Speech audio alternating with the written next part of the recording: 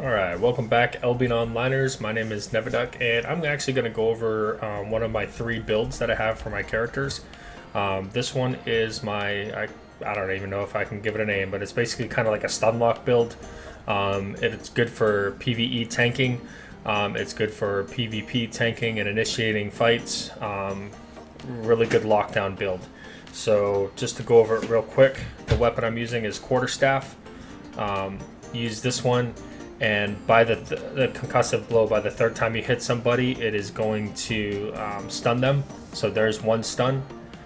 This ability right here, stun and run, again, it increases my movement speed for 5 seconds, but it also, the next attack will stun them. So if you're trying to catch up to somebody, you can hit that, pop your, and it'll give you movement speed, and it'll also stun them.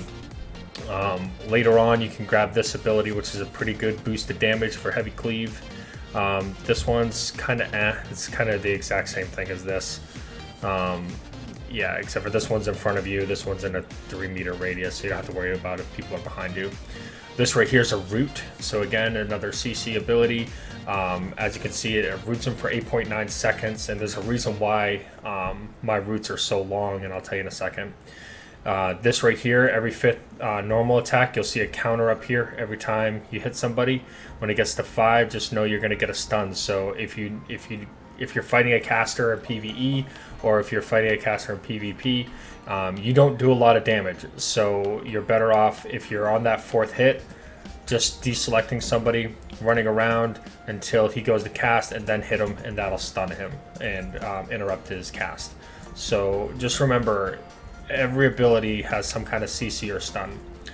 Now, the reason why I like this root is it roots in place for 9 seconds, which allows me to get this off right here. So I can, if in PvP, I can drop this on somebody's head.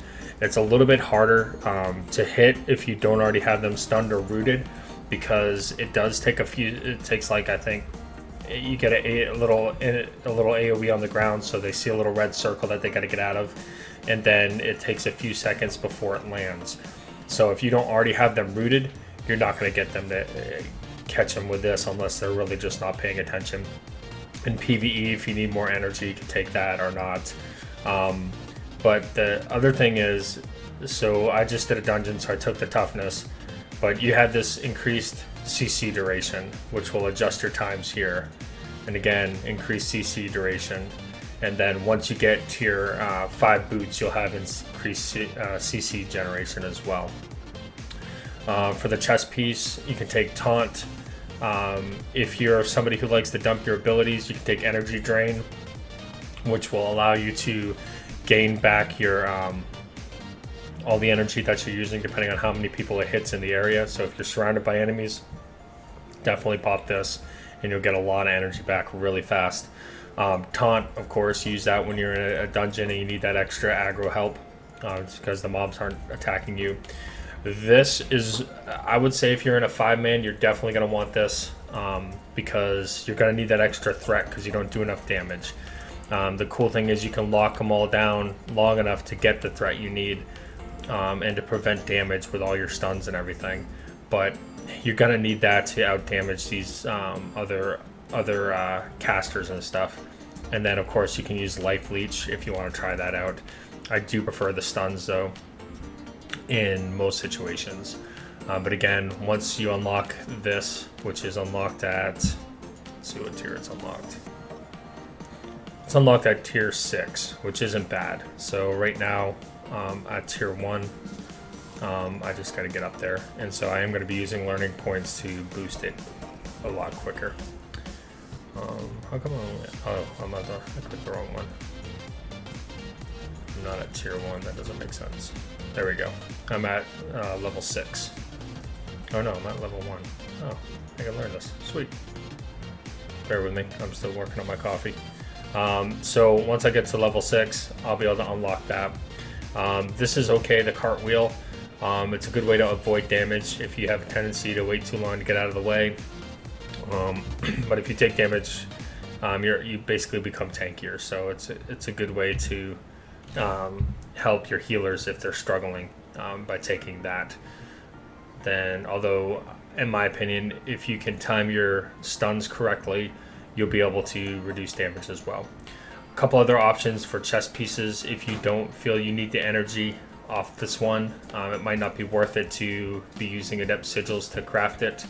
You can use this, which gives you the wind wall, and again you still get the increased CC duration, but you get the wind wall. All the plate chests will have taunt to fall back on, but that wind wall is definitely really good. So the way this ability works right here, separator, you root the person you hit, anybody around him will get pushed back. So if you combo this with this, you could single somebody out where they can't escape and the other people can't get to him. So if you hit that, push everybody back, drop the wind wall to block people from coming to his help, to his aid, and then you just destroy him basically.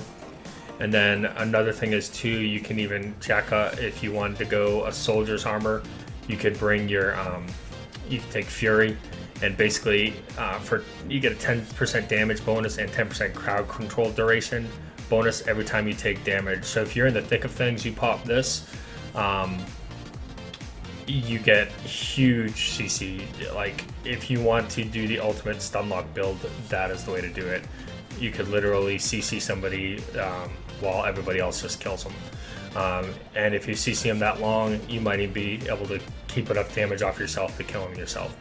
And then last but not least, my favorite boots, because of the shield charge, is usually why I take them. You can take this, which is alright, and then this, which if you need that little bit of health regen, but really this is why I take it, for that shield charge, because it can be applied to everybody. So if you dive in towards one of your players, you can target your own player, shield charge them, or you can target the mob, shield charge them. Anybody around you where you land will get the shield as well, so it's definitely a big help. Let me know what you think of this build. Let me know what you would change, what you would do different. Let me know your opinions on your builds. Just want to get a few videos out there because I know a lot of people just don't know what builds to do, but this is my tanky StunLock build. So hope you guys got a lot of tips. Like, subscribe, comment, help the channel grow, and we'll see you in another video.